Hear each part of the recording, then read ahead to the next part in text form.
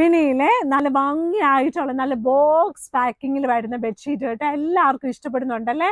Actually box ഇല്ലാതെയും തരും കേട്ടോ. ഈ ബോക്സ് തന്നുള്ള കുഴപ്പം എന്നാന്ന് ചോദിച്ചാൽ എന്താ പറയുക, ഇതിന് ഇച്ചിരി വെയിറ്റ് കൂടും കേട്ടോ, അപ്പോൾ പാർസൽ ചാർജ് കൂടുവേ.